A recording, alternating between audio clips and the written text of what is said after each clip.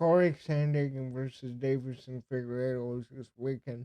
I'm gonna go through the whole card to give you my thoughts on each fight and who I think will win. Starting off with Juliana Miller versus Ivana Petrovic. This one to me, uh, there's a pretty clear winner here. You look at Juliana Miller.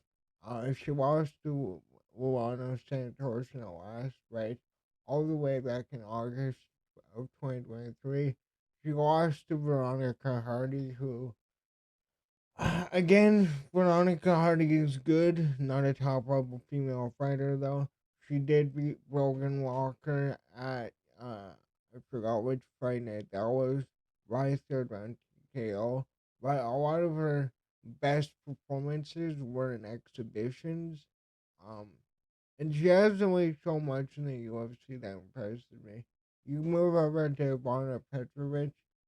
She lost to Jamie Lynn Horst in her last fight with split decision.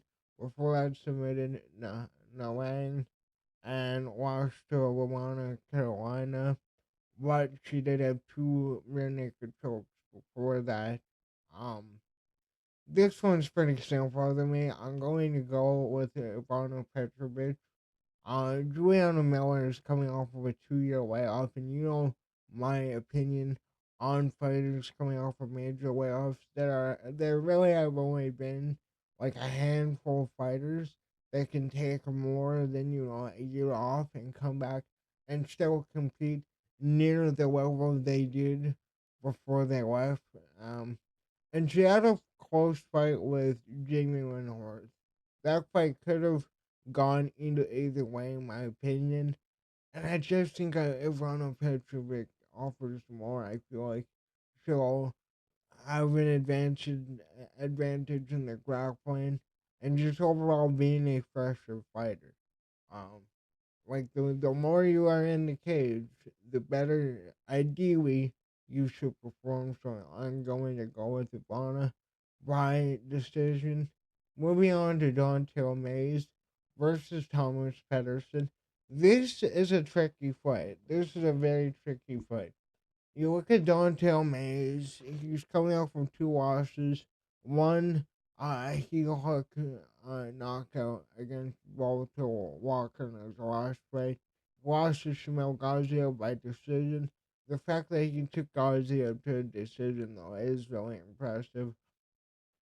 Shamil Gaziev was probably the best heavyweight not ranked, and probably will be a top ranked heavyweight in the not near future. In the near future. KO Machado he beat by unanimous decision. Lost to Nascimento and beat Andrei Arlovsky by second round TKO. You look at Thomas Pedersen. He also lost to Shamil Gaziev in his last fight by first round knockout. He beat Mohammed Usman, which Mohammed Usman, the brother of Kamal Usman, he really hasn't shown me that he is at the UFC level. And I could be wrong. I could be wrong. Mohammed Usman could go on an insane run and prove me wrong, but I don't I don't rate him. Jamal Pogues, he lost by unanimous decision. Jamal Pogues is good. I don't, I could see him getting ranked, and then he beat Chandler Cole in the Contender Series and Richard Foster by the first round and pound in LFA. It really comes down to Dontel Mays being a veteran and whether or not Thomas Pedersen can show like an elite ability and not be the typical big belly brawler that we have in the heavyweight division. I'm going to go with Thomas Pedersen, and I was very close to going the other way, but he's coming off a TKO loss to Shmuel Gaziev. Like I said, Gaziev should be a top heavyweight for the next few years to come.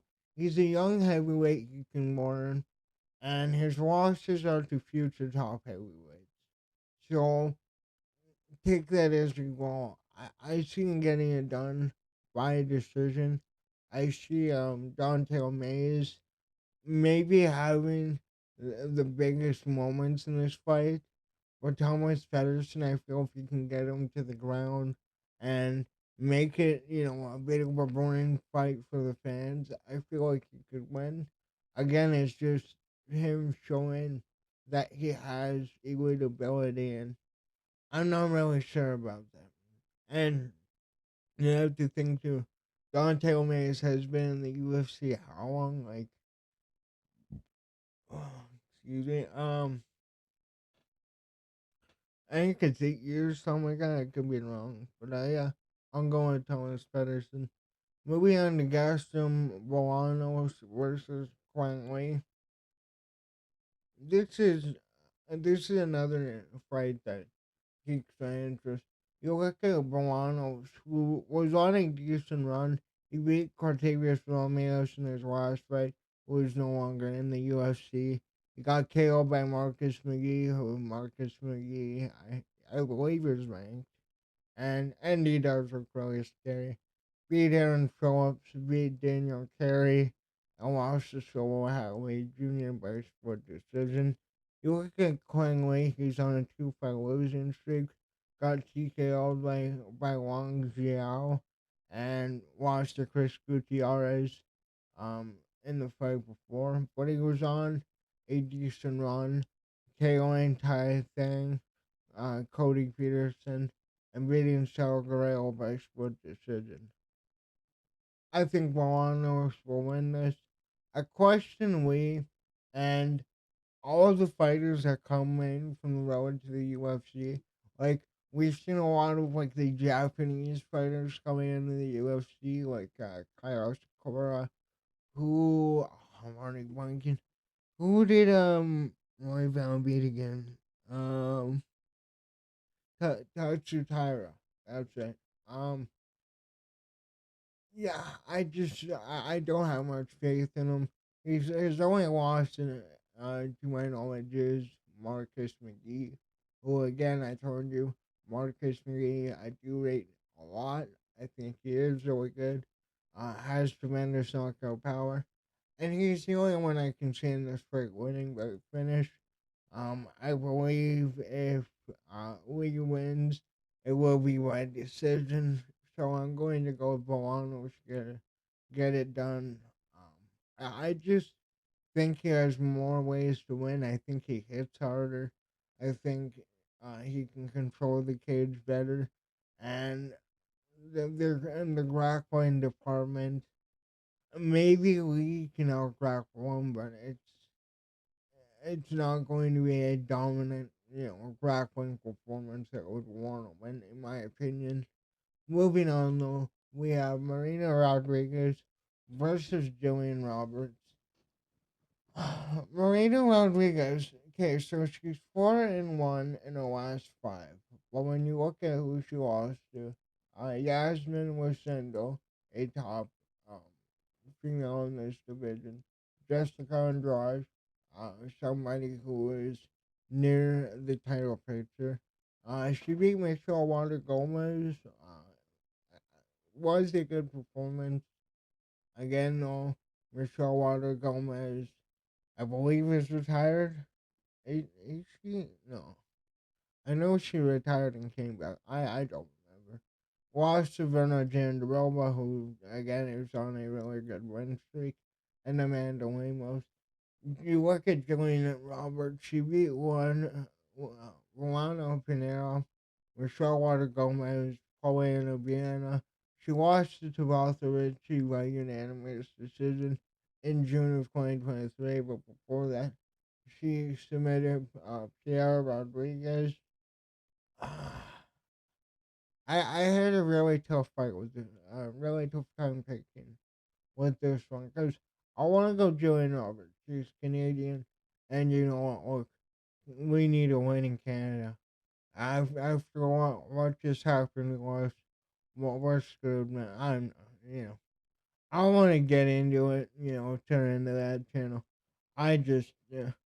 All I'm gonna say is like, how could you sit through what we've gone through for 10 years And then just because they changed the face, even though it was the number two guy under Buddy, we voted him in. Not even living in Canada too. That's the funniest part. But I'm digressing. When I look at this fight, I want Julian Roberts to win. I really do. I think that she's on a really good win streak, but she still has a lot of holes in this stand up, and that's why I will go with Marina Rodriguez to win by decision. She had close fights with Lucindo and Andrade. Again, top female fighters in this division. And like I said, Robertson's stand up needs work. Like, she can get TKOs on the ground. It's just her distance control, her combinations. I want to see more improvement from. So, Marina Rodriguez by decision. Next, we move on to Ryan Water versus Asma Berkoa. This is an interesting fight to me. You look at Ryan Water, and what he's done in his last five fights. Two of them are exhibitions, being in the Ultimate Fighter. But he beat Robert Blanton by second round TKO in his last fight. Beat Omran Shabin and Tom Chris, however you say that, on the contender stage. The win against Tom being a first round on Triangle. And then you look at Aslan Wirkolov. He TKO'd Zach Reese in the first round. I highly rate that win. I really like Zach Reese. He KO'd Chauncey Foxworth in LFA. Beat Lucas Fernando by unanimous decision. And beat Dylan Budka for the belt after defeating Renato Valente by unanimous decision. I need to see Ryan Water compete more in uh mo- more. I need more fights. I need more fights outside of the Ultimate Fighter to really get an understanding of what level fighter he is. And as I recall, again, I highly rate that knockout win against Zach Reese. I think that is an incredible man. I really like Zach Reese. So I'm going to go with Asma Bikolev to get a late TKO. I think he's more well rounded, and Water's potential is still a question to me. I need to see how he does in the UFC. Like, he did really good on the Ultimate Fighter, but I want to see, you know, two or three fights and really get an understanding of how well he does in the UFC. And also, too, KOing Zach Reese in round one. That is a really good one to have. But I'm going to go with that as that. I I'm either gonna say late second round or late third round. I just I see it maybe happening in some kind of exchange. Maybe Water, goes in for a takedown, gets caught by a hook. Maybe something like that. Something out of desperation, I feel. But yeah, moving on to a return of a veteran, a legend, I should say. Yana Santos taking on Misha Tate. This is an interesting one. Yana Santos, she beat Chelsea Chandler in her last fight. Um, Chandler, she has a lot of potential actually. Again, another fighter I need to see more fights. So she lost to Carol Rosa by a close split decision. Lost to Holly Holm by unanimous decision. Got KO by Irene Aldana. But she did beat Kellen Vieira by unanimous decision. Well, Kellen Vieira, I believe, is number three in the division. Um, Misha Tate. Okay, this is tricky because obviously we know she retired back in 2016 when she lost to Tisha Pennington, but she came back in 2021. I think she was over in one. I remember her and blanking her and Rich Franklin. They were they were doing something that one. I guess they didn't compete. I forgot what it was. Maybe one of you remember. But she beat Julia Alvia Alvoy, however you say her name, by a third rounder naked choke. A really good win. Oh, excuse me. She beat Warren Murphy by unanimous decision again. Warren Murphy, a veteran, has been in the top of the division quite some time. She lost to Kelvin Vieira, so that is a common opponent that they have. And then she beat Marlon Brunel, lost to Raquel Pennington in 2016. I'm going to go with Misha Tate though. I think she gets it done by decision. She's 2-2 since returning to MMA, and I feel like her experience will be too much. And it really comes down to the grappling. I feel like she'll be able to land takedowns efficiently. Maybe threaten another submission. Attack me with indigestion. But anyways, yeah, I'm going with. I'm pretty confident in this pick. I think that she will get this done. Um, if there is a finish in this fight, I think it'll be like a third round armbar. After some kind of grappling exchange, we move on to another returning fighter. Well, two actually. Jeremy Stevens, coming back from competing in Bellator. He won three fights over there, and then he had some boxing fights, lost to Chris Avila, and had a majority draw against Jose Aldo. Mason Jones, you look at what he did after leaving the UFC. He went to Cage Warriors, KO'd Alexandre Ribeiro in the first round, TKO'd Yan Weasi in the second, Bryce Logan in the second, and beat Michael Pagani in by unanimous decision. He went on a really good run. He looked really impressive in those fights. Jeremy Stevens hasn't competed in MMA since I believe like 2021. It might honestly be even like 2019. And when you're not training grappling for that long and you're above the age of 40, and let's face it, Jimmy Stevens was never a world beater. He was a really good fighter, but he was never, you know, looked at as a genuine top guy, like a top five, top four guy in the division. Mason Jones went on a tear, man. He even beat David Noma before leaving, which aged really good. So I'm going to go with Mason Jones, either by late second or third round TKO. Again, he went on a tear in Cage Warriors after being cut from the UFC, proved that he is a high level fighter. And Stefan's yeah, Stefan's last fight was a round two loss to Nathan Schwal by arm drag. That was all the way in 2019.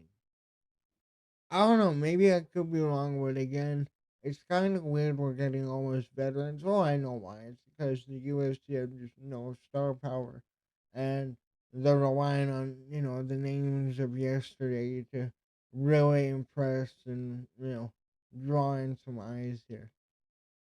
We move on to Cameron Smotherman versus I I don't know how to say his name. Cameron Smotherman, he is on a really good run. He's on a 4-fight win streak. Beat Jake Hathaway by unanimous decision. Submitted Ryan Mandala. Beat Ryan Kuspik with decision and Mando Gutierrez. by a jumping knee in the third round. He got TKO'd on the Contender Series, but ever since then, he's been on a tear. The fights in Fury, then making his way back to the UFC. Um, I, ID, it's tricky. He had a split decision win against Garrett Armstrong in his last fight. Watched the Ramon Tavares at UFC 297. Um, by split decision. Before that, he did TKO Tavares, but it was a very questionable stoppage on the Contender Series. Then came in off of two TKOs, one in the second round, one in the first round. Uh, I really like the run that Cameron Smotherman was on. I'm going to go with him to get it done by decision. Again, he's looked really impressive ever since losing on the Contender Series, and he got caught. It wasn't like he got outclassed. He got caught by a really good punch, and that can happen to anybody. Happened to Islam Makachev. And City's last finish was controversial, and he lost the rematch to Ramon Tavares. So I'm going to go with Smotherman. He has a lot of potential, man. He is really good. Um, I really like the run he's on. We move on to Montel Jackson versus Daniel Marcos. Another really good fight. Montel Jackson submitting Damone Blackshear in the first round in his last fight. That was back in July of last year. That's a really good win, man. Yeah, TKOing. Did I say submitting? Oh, yeah, I forgot if I did. But that's a really good win. Damone Blackshear. He just had. Who did he fight again? Um, I'm pretty sure he won.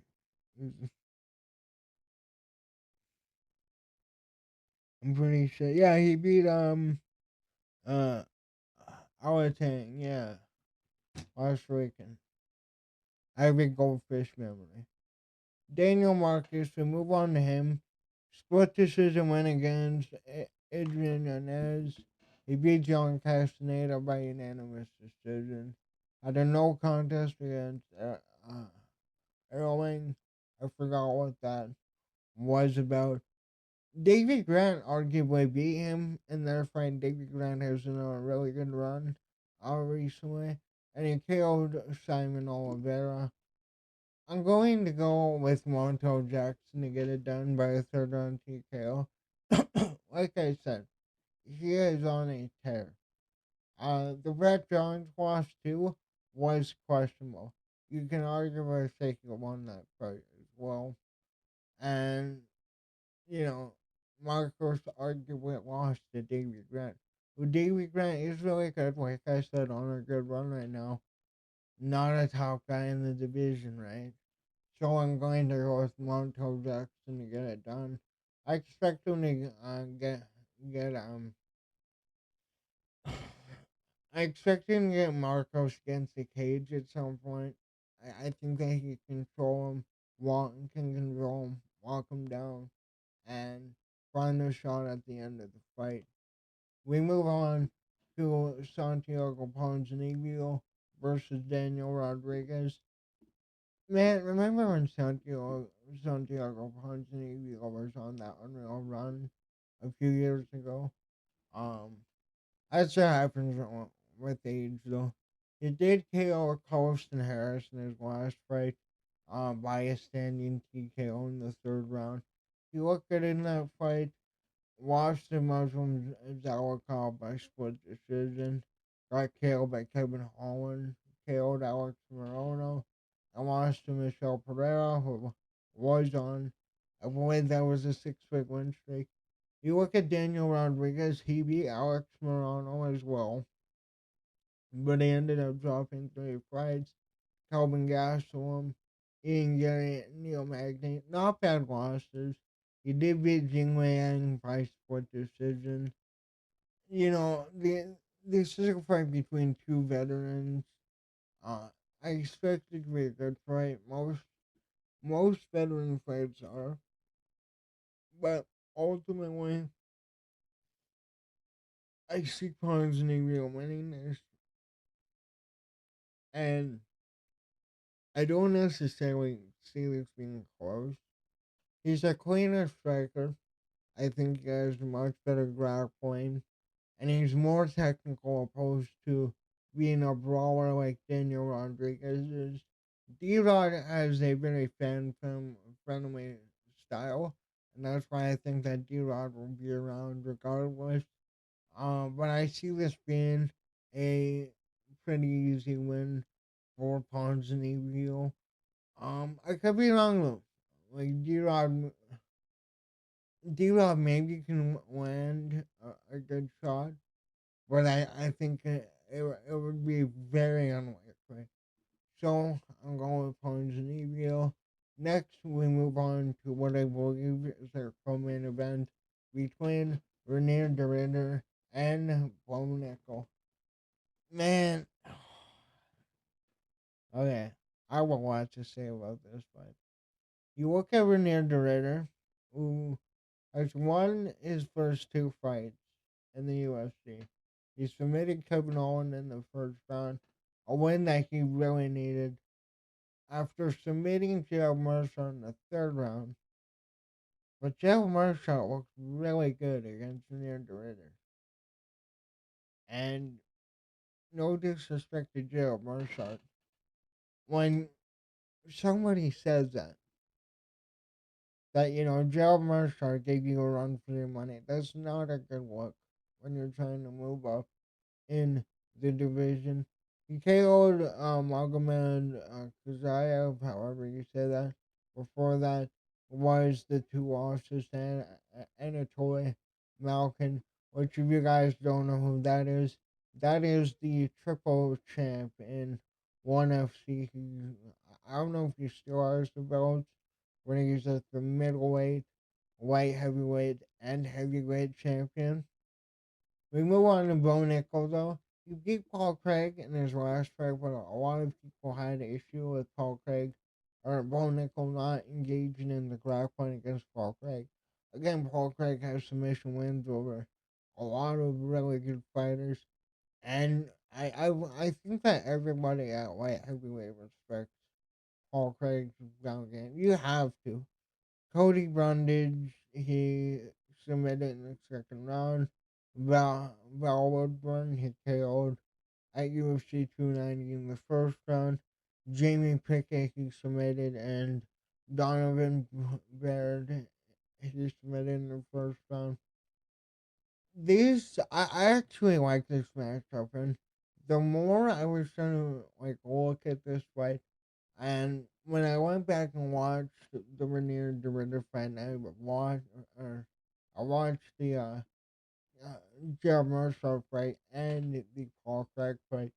They still kind of are in a similar situation where I do believe both of these guys can be top middleweights, but they just have a lot to prove inside the UFC to get into the conversation where you're fighting guys like Caleb Barolo, DDP, Hamza Chimaev, Robert Whitaker, Israel Adesanya if he's coming back.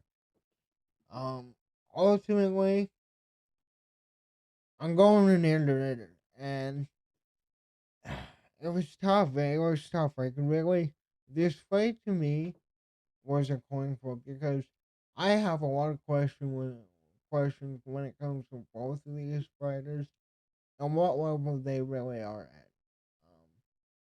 But I also think that Renier de Ridder has more tools to get the finish. I believe he has better submissions. Um, he he has better striking in my eyes. Like Bo Nickel was just spamming the overhands against Paul Craig, and that is literally how I fight UFC 5. But I think he can get it done by decision. This fight will really be the telling sign for where both of these guys are. Win or lose, their performance will really give us a idea. I feel whether or not these two will be, top 10 middleweights, top 5 middleweights, or if one of these guys could go on a miracle run. It's really difficult though. Like I really think that this might be the scariest middleweight division we have ever seen. Like this, the level of competition compared to like the late 2000s with Anderson Silva and Izzy, when Izzy was champion, like you really didn't have many great contenders. Like looking back at it, Paulo Costa, I know he was undefeated at that time. Look where he went. Marvin Vittori, Jared Cannonier is still he's still going at it. Just knocked out Gregory Rodriguez. But again, man, the UFC is much different. We've seen a lot of guys who come in and, you know, this is all the former Bellator middleweight champion, former Bellator featherweight, lightweight. This guy's from one. Renier Dorito was a double champion at one. Um, but again, I still have a lot of questions. I need to see some real improvement from both of these fighters if I'm really gonna get behind either of them. But we move on to our main event between Corey Sandhagen and Deiveson Figueredo. We all know this story, right? Like we all know that Corey Sandhagen, when it's not a number one contender fight, potentially is like the third best um bantamweight we got. He's coming off of a loss to Umar Nurmagomedov, who Umar Nurmagomedov lost to Marab, the the greatest bantamweight of all time. I'm a really big Dominic Cruz fan. Marab passed him. Marab passed him. And Marab is probably going to defend his belt easily against Sean O'Malley the second time. He beat Marlon Brenner by split decision. Was a good fight. Beat Song Yadong by fourth round TKO. Lost to Piotr Jan at UFC 267. He only loses number one contenders fight, fights. And spoiler alert, this isn't a number one contender fight. You look at Figueredo though. He lost to Piotr Jan in his last fight. Piotr Jan was really good in that fight. And again, I think that Piotr Jan is a top four bantamweight of all time. Uh, he beat Marlon Vera, choked out Cody Garbrandt, beat Rob Font, and before that was that the third or fourth? I don't know. No, that was third or fourth fight, right? Because I know they did four, I think. But he lost to Brendan Moreno. Um, I'm going Corey Sandhagen. I'm not gonna make it complicated. The height is another thing you have to look at. I believe he has like 5 or 6 inch height advantage over Corey. And outside of number one contender fights, like I said, Corey Sandhagen is a monster. Like I don't want to say gatekeeper, but like if you are a top bantamweight, the way you prove that is you beat Corey Sandhagen. I don't see Deiveson Figueredo getting it done. I feel like Corey Sandhagen will have a pretty easy time keeping him at range, using the jab, landing leg kicks, and just picking him apart throughout the fight. Maybe he can even get a late TKO. We'll see, but all in all, I'm really looking forward to this card. We have a lot of good fights. Um, Band-wise, though, it's interesting. We will have to see what happens in Marab versus Sean too. And the other thing is Pantoja, right? if Pantoja can beat Cara France, well, arguably the fight that they should have booked was Pantoja versus Marab. That does way more for both of their legacies than the fights that they're currently booked with. But yeah, I see Corey getting it done. Do we ever see Corey becoming champion? I'm not sure. I'm not sure. I lean towards no, especially being in the era of Marab and Umar. But we'll see. I'm expecting this to be a really good fight. Regardless, both of these guys are at the top of this division. But let me know in the comments down below. What do you think about my picks? What are your picks? I'm interested to hear what you have to say. Thanks for watching. Later.